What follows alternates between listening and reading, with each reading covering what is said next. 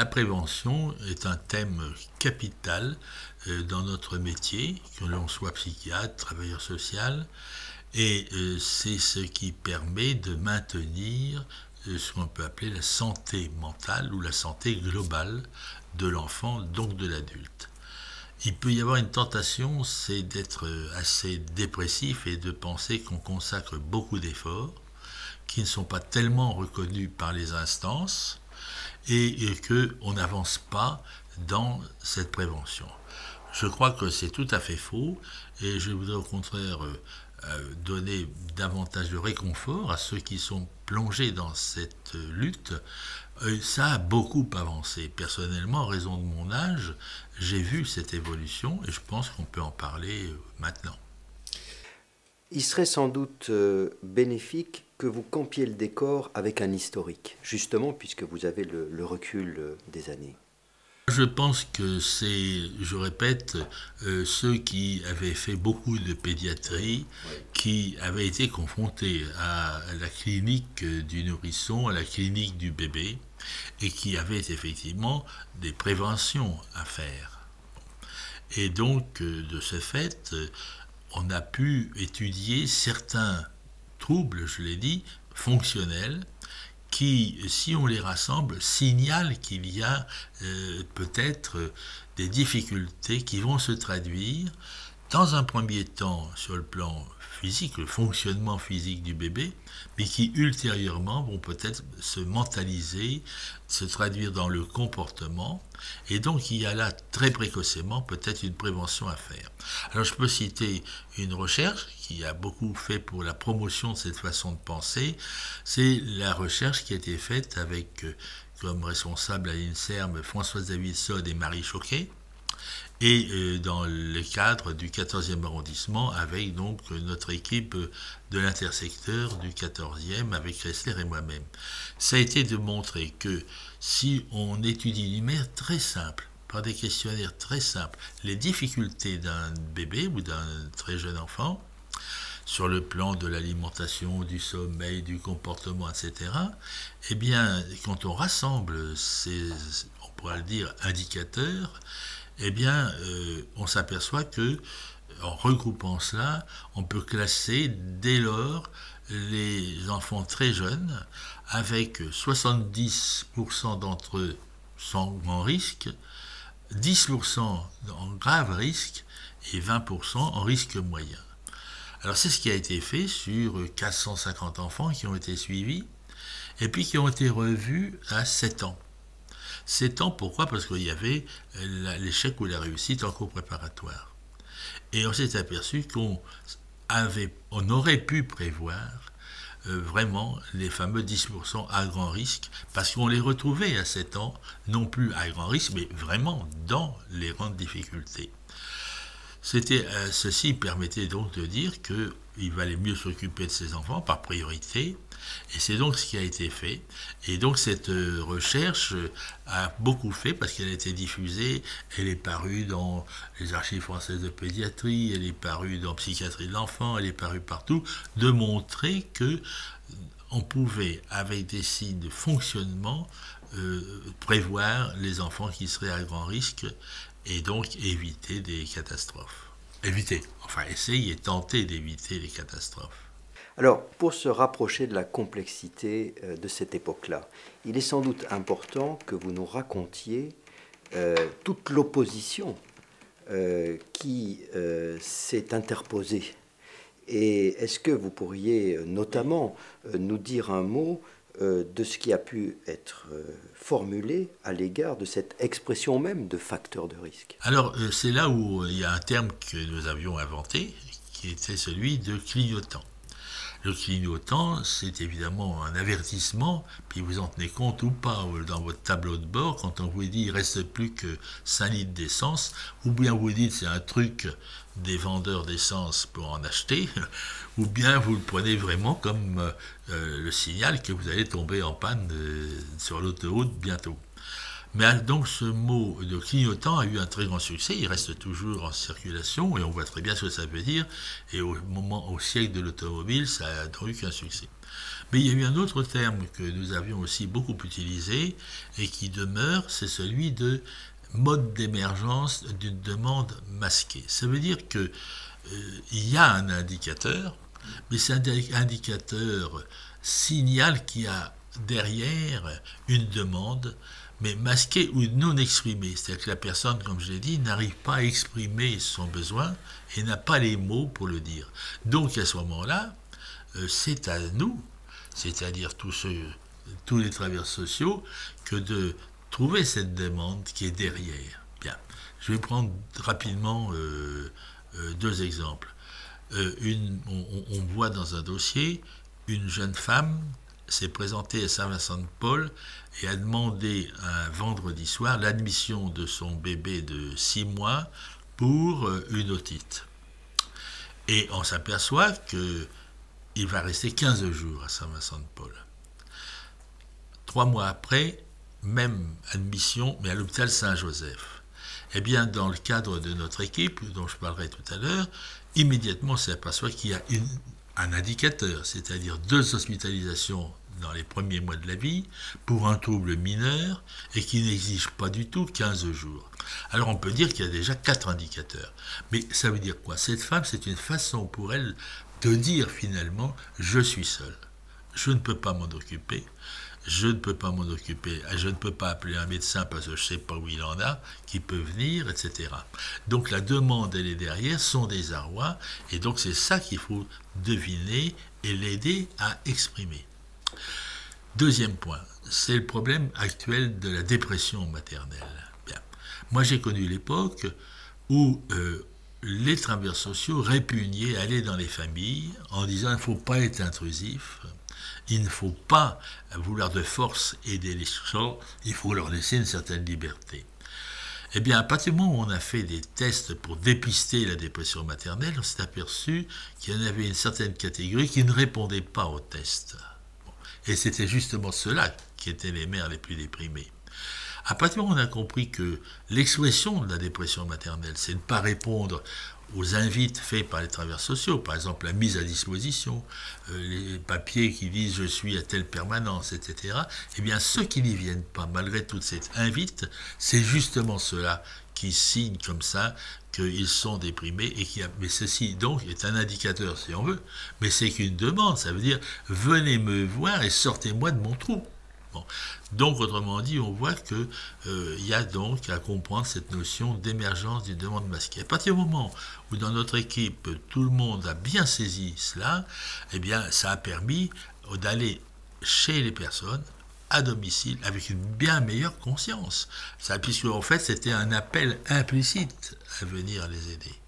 Alors, en matière d'éthique de la prévention, cette proposition de demande masquée jette aussi de l'huile sur le feu de possibles dérives.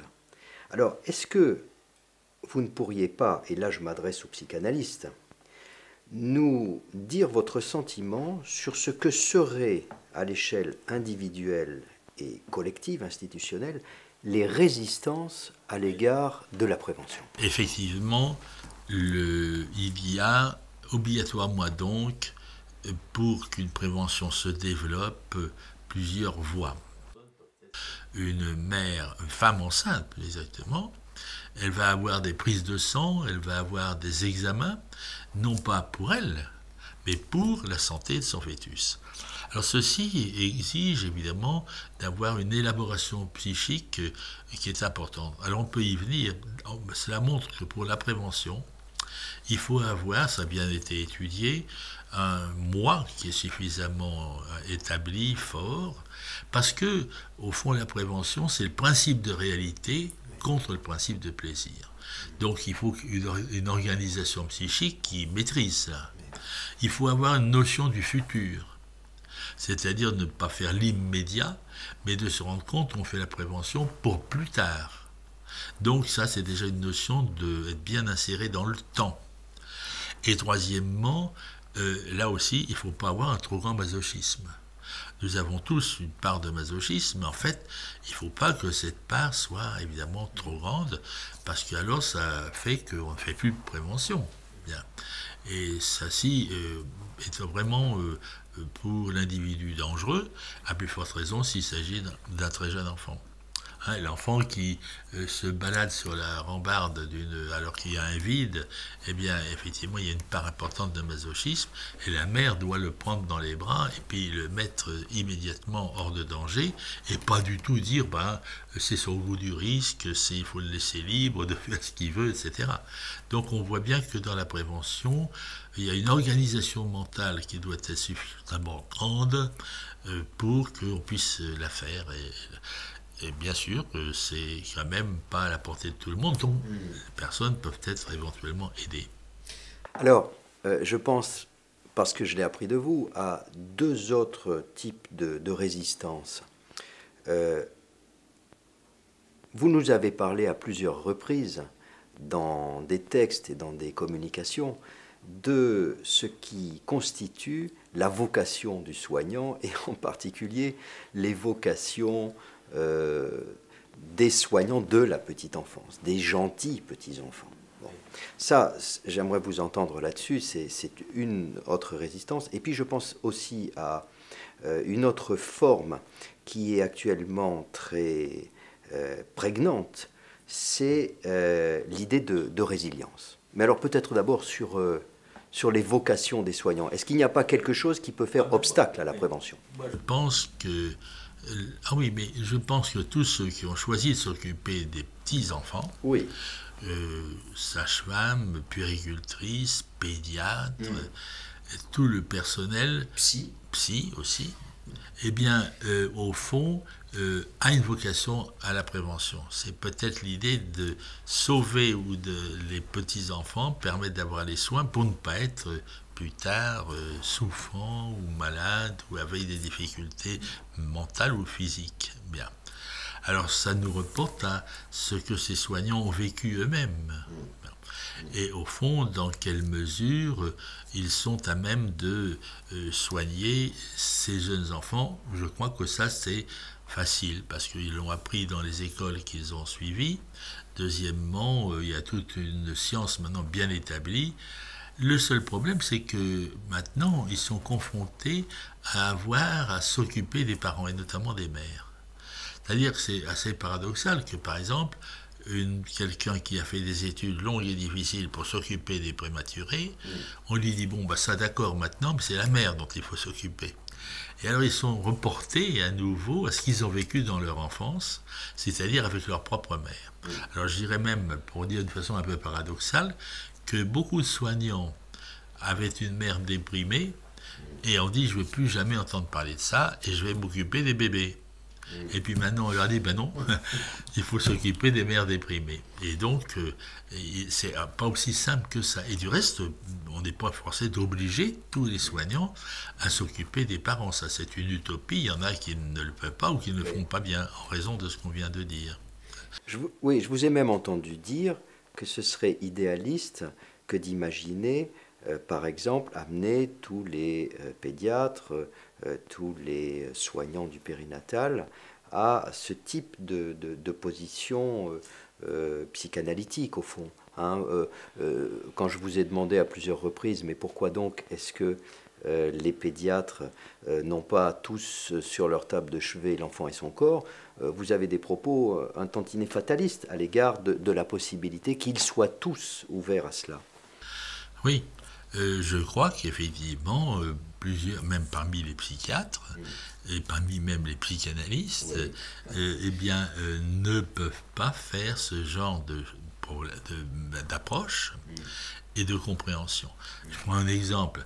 Un chirurgien spécialiste du bébé, au moment où il doit faire une incision dans la paroi pour accéder à une invagination intestinale, s'il entend une voix qui lui dit « alors, tu es sadique et tu castres tous les bébés », il ne fait pas l'incision et l'enfant va avoir des troubles très graves.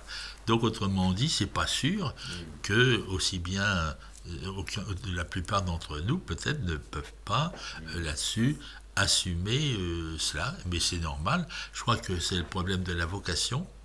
Et la vocation d'un chirurgien, la vocation d'un pédiatre, la vocation d'une sage-femme n'est pas la vocation d'un psychiatre, d'un psychothérapeute de bébé. C'est des vocations différentes. Ça veut dire que ça correspond à notre personnalité profonde, la vocation. Et ça, c'est pas la peine de la forcer. Bon, il est temps maintenant probablement que vous nous disiez votre sentiment à l'égard de la résilience qui est omniprésente. C'est-à-dire qu'il y a un petit historique à faire. Il y a un certain nombre d'années, on se référait, pour ce qui était de la résistance aux troubles ou aux risques, à la notion de vulnérabilité et d'invulnérabilité. On peut penser que c'est dynamiquement quelque chose qui va s'installer, se faire, et donc on doit réfléchir, comme le fait Cyrulnik, à ce qui constitue la résilience, comment elle se fabrique. Alors pour ceux qui s'occupent de petits-enfants, on a déjà des idées. Par exemple, on peut dire qu'elle se constitue pendant la première partie de la vie, chez le nourrisson, même très tôt, et puis maintenant on peut dire qu'elle se constitue aussi chez le fœtus. Alors il ne faut pas délirer là-dessus, mais on va sans doute avancer dans la connaissance de ce qui va faire qu'un fœtus, quand il apparaîtra à la vie extérieure, aura déjà constitué une certaine résilience. Un des exemples actuels, c'est le tabac. On sait qu'il peut être dangereux pour le fœtus. Ça rejoint ce qu'on disait tout à l'heure. Vous voyez, une mère doit s'abstenir de fumer, pour elle bien entendu, mais pour le fœtus. Et là, on constate que certaines mères peuvent le faire, et on constate, et on nous a vu que des personnes qui font des recherches là-dessus l'ont bien montré, certaines mères vont pouvoir s'imposer cette privation, en quelque sorte, dans l'intérêt de leur enfant, et d'autres qui ont bien compris que c'est dangereux ne vont pas pouvoir le faire, et pour des raisons personnelles, d'accoutumance, d'accrochage, de tout ce que l'on veut, et donc ça veut dire que ça rejoint son tempérament, enfin pas sa façon de fonctionner à elle. On pourrait même se demander si quelquefois des propos préventifs à la maternité contre le tabac, des propos courts, étroits sur le plan psychologique, ne viennent pas alimenter le comportement d'opposition de la jeune femme. On pourrait se demander si là les soignants n'ont pas une responsabilité en tant qu'activateurs de la conflictualité de la personne en face, et s'ils ne sont pas en définitive les meilleurs complices du masochisme ou du sadisme de la personne. Dans un problème concernant une famille, concernant un enfant, il ne faut pas être tout seul pour préconiser une mesure préventive. L'expérience montre qu'il faut être à plusieurs. D'abord parce que il n'y a pas un indicateur. Vous savez qu'on a fait des reproches en disant alors sur un seul indicateur, vous allez prendre telle ou telle mesure. Bon, c'est pas vrai du tout. Si on y fait attention, il y a beaucoup d'indicateurs. Et si on prend l'image des clignotants, il y a plusieurs clignotants qui s'allument les uns après les autres. Comme celui qui est dans sa voiture, il n'y aura plus beaucoup d'essence, les plaquettes de frein sont usées, et puis etc. Bon.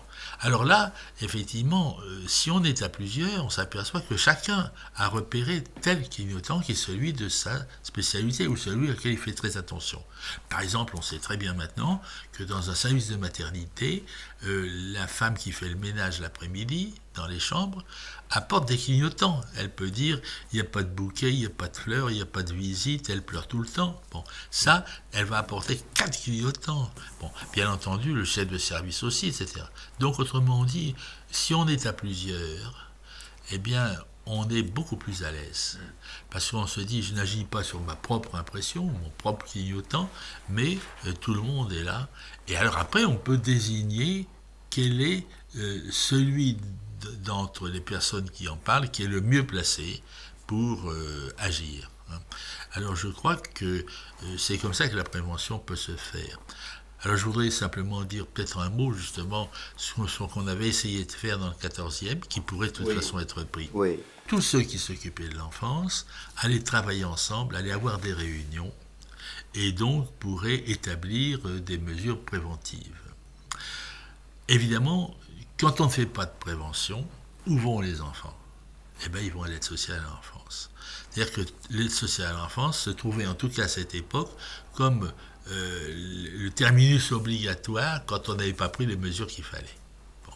Il n'y avait rien de tel pour faire admettre d'urgence un enfant à l'aide sociale de n'avoir rien fait ou d'avoir raté toutes les mesures préventives.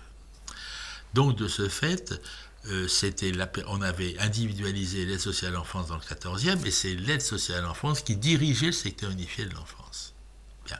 Moyennant quoi on a pu fonctionner. On nous avait adjoint des gens très compétents. On a établi le budget que coûtait l'enfance dans le 14e, et on avait comme ordre, on ne vous donnera pas un sou de plus. Bien. Et même il faut que vous ayez réduit les dépenses. Et donc c'est ce qu'on va faire. Les buts qu'on s'était proposés, c'est qu'il n'y aura plus un seul placement qui sera fait comme ça, mais il sera décidé dans une réunion de synthèse. Et s'il y a placement, il faut qu'il soit dans le 14e. Et donc non pas à Perlimpinpin dans le sud de la France. Donc de ce fait, à la rigueur, sur la ligne de Sceaux, parce qu'il y a 2 stations de métro pour aller le visiter. Donc, premier résultat, il va y avoir une chute de 30% des demandes de placement. Bref, je continue là-dessus, on pourrait épiloguer, et donc on va avoir, au bout de quelques années, la possibilité de calculer, ça coûte moins cher, il y a 30 à 40% de placements en moins, etc., etc. Et tout ceci uniquement parce que on travaille ensemble et on décide ensemble des mesures préventives. Alors ça permet d'agir et d'être rassuré, de ne pas laisser passer des situations qu'on n'est pas en mesure soi-même vraiment d'aménager. Et donc, on a donc travaillé ensemble, tous, comme tâche, ça s'est fait par des réunions régulières, de repérer tous les clignotants qui pouvaient exister pendant la première enfance, à chaque étape de la vie de la mère et du bébé. Ceci a permis à tout le monde d'avoir une espèce de bréviaire, de nomenclature et de le faire. Alors, on étudiait aussi rétrospectivement des situations. C'est-à-dire, on prenait un dossier épais comme ça, d'un enfant dont on ne savait plus du tout quoi faire, et même vraiment c'était parfois dramatique, et on reprenait le dossier dès le début. Et au fond, on s'apercevait qu'il y avait déjà très tôt les clignotants. Par exemple, on s'apercevait que de cet enfant dont je parlais, qui avait été hospitalisé 2 fois, une fois à Saint-Joseph et une fois à Saint-Vincent-de-Paul, pour des troubles mineurs, eh bien, toute l'équipe était capable de dire ça, il fallait agir à ce moment-là. Bon. Et quoi agir, ça voulait dire s'occuper de la demande masquée qui était en dessous. Alors c'est de cette manière qu'on a fonctionné pendant de nombreuses années à la satisfaction de tout le monde. Bon. Vous avez été souvent amené à plaider en faveur de cette formalisation de la prévention et de ces clignotants. Est-ce que vous n'avez pas l'impression que quand une équipe reçoit de l'extérieur cette grille d'une certaine façon, elle n'est pas menacée de l'utiliser comme un diktat et de façon étroite? Parce que vous, de la façon dont vous le racontez, les équipes ont produit collectivement un outil. Et donc, il y a une conquête, il y a un processus de genèse. Alors qu'une équipe à froid, si j'ose dire, qui reçoit de l'extérieur la Bible du 14e, qu'est-ce que ça comporte comme risque et comme dérive? Alors, là-dessus, je peux dire que cette grille n'a de valeur que si c'est l'équipe qui l'a constituée. Bon. Alors, du reste, l'équipe qu'on pourrait appeler du 14e, qui a fait le document P, eh bien, les gens de l'extérieur n'ont de cesse que de la critiquer, en disant ils ont mis ça, c'est complètement idiot. Bon. En fait, ce n'est pas tout à fait vrai. Ce qu'il faut donc, c'est qu'ils reconstituent l'équipe, prennent l'effort, dans une certaine durée, de reconstituer sa propre grille, mais qu'elle soit justement faite d'une manière polyvalente, pour que tout le monde puisse s'exprimer et tout le monde puisse apporter, je dirais sous la formule, son clignotant. comme je disais. C'est donc... Alors, je vous indiquerai peut-être une petite anecdote. Donc, on a produit le document P, et puis les Canadiens sont venus avec des amis avec qui on a beaucoup travaillé, et ils voulaient s'occuper donc de la prévention, et on leur a donné le document P. Alors, ils s'en sont servis, ils ont fait leur propre grille, mais ils ont beaucoup utilisé le document P. Puis lors des personnes à Poitiers qui voulaient faire de la prévention, le ministère les envoie au Canada pour qu'ils aillent voir ce qu'on fait comme prévention au Canada. Et ils leur disent, mais nous on utilise le document P. Les gens de Poitiers emmènent un fascicule du document P à Poitiers, et ça nous revient par l'équipe du ministère suivante qui nous dit, mais vous qui voulez faire de la prévention dans le 14e, il y a un document qui s'appelle P, parce que P comme Poitiers. Et donc on voit le circuit qui était fait, et donc là bien entendu ça montre qu'en fait il n'y a pas à refiler comme ça une grille qui serait vraiment tout à fait impérative, mais qu'il faut la faire et avoir et c'est du reste, je dirais, très intéressant pour les équipes de constituer comme ça ces grilles qui permettent d'agir.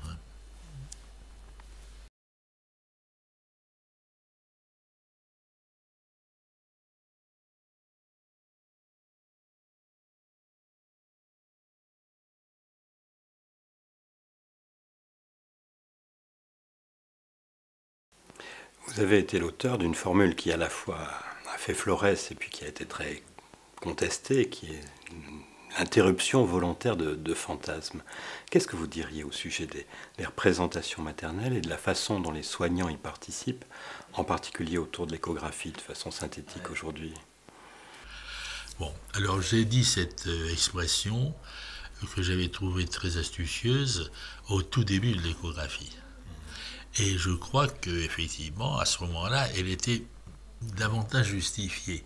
Parce que, au fond, les mères qui n'avaient jamais fait d'échographie, tout à coup se trouvaient dans cette situation. Bien. Alors donc, c'était pour faire prendre conscience qu'on ne pouvait pas manipuler l'échographie impunément, qu'il pouvait y avoir des retombées, et notamment sur la fantasmagorie des mères.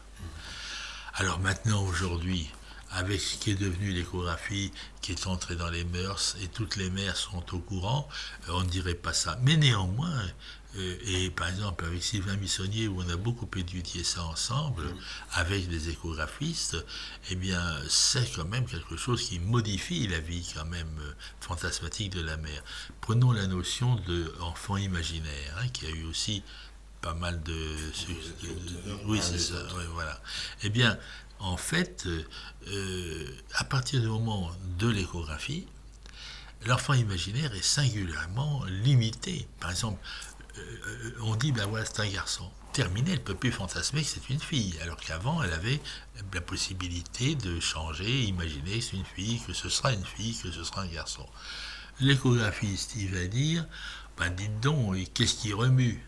Bon, ça y est, c'est pas un enfant indolent, passif, qu'elle aura dans les bras.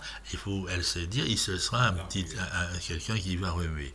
Puis l'échographiste ajoute, et puis, ben bravo, ce sera un gros bébé. Du reste, alors il a son appareil, il mesure, il dit, il pèsera tant à la naissance. Ça y est, ça ne sera pas un petit fluet qu'il faut alimenter doucement, etc. Ça va être un gros garçon qui va bouffer, qui va montrer effectivement tout son appétit instinctuel. Alors voilà, donc après la première échographie, l'enfant imaginaire, il en a pris un coup. Hein. La moitié au point de vue sexe, allez hop, l'autre partie au point de vue agitation, et l'autre partie au point de vue du poids. Elle repart avec un enfant imaginaire, hein, donc au fond on n'a fait peut-être pas une interruption volontaire de fantasmes, mais on a limité ces fantasmes. Ce qui va effectivement peut-être ne pas être anodin. Par exemple, puisqu'on parle de prévention, peut-être que ça va conditionner sa rencontre avec le nouveau-né quand il va naître. Enfant de la réalité. Voilà. Alors maintenant, le fœtus est une personne. Alors maintenant que le fœtus est une personne, si on veut faire un espèce de salto mortal, j'avais envie de vous demander ce que vous diriez au jour d'aujourd'hui sur cette délicate alliance de politiques inspirées et de professionnels convaincus de l'importance de la prévention, comment est-ce qu'on peut la réaliser? Quelles sont les conditions qui permettraient que cette œuvre de la prévention, où vous avez joué un rôle essentiel en France, puisse continuer, se développer, aller vers de nouveaux champs? Qu'est-ce que vous... Je ne sais pas, mais on pourrait dire, pour paraphraser, c'est de dire que pour nous tous, enfin la prévention est une ardente obligation. C'est-à-dire qu'il faut avoir cette préoccupation constamment. Alors c'est pas rendu tellement facile parce qu'on privilégie davantage la thérapeutique, on privilégie davantage même la clinique, mais quand il s'agit de faire la prévention, eh bien on ne le privilégie pas tellement. Et il y avait même une époque, je ne sais pas ce qu'il en est exactement encore, où quand on s'occupait de prévention, on était moins payé que quand on s'occupait de la thérapeutique. Alors ça, c'est déjà un premier point auquel il faut veiller pour ce qui est des personnes qui ont des responsabilités, de hautes responsabilités, que la prévention soit davantage payée que la thérapeutique, en quelque sorte. Ça, c'est un point déjà capital. Le deuxième point, il faut que ce soit vraiment enseigné. Et puis, on peut baser la prévention maintenant sur toutes les découvertes, et même par rapport aux neurosciences, même par rapport à tout ce que l'on sait de la psychiatrie infantile. Je crois qu'il y a à chaque fois à faire un chapitre prévention. Je prends un exemple. Dans l'enseignement qui est fait à Necker Enfants Malades, autrefois à Saint-Vincent-de-Paul, dans le service du professeur Gols, tous les cours, j'en fais un certain nombre, mais lui aussi et d'autres personnes, maintenant, il y a toujours un chapitre prévention quand on fait le cours. Je crois que c'est une préoccupation, et les gens qui sont là comme étudiants, ça entrera petit à petit dans la formation. C'est la même chose qui se passe pour les puéricultrices, pour les sages-femmes. Je crois que maintenant on parle beaucoup de prévention. Je retiens ce terme d'ardente obligation.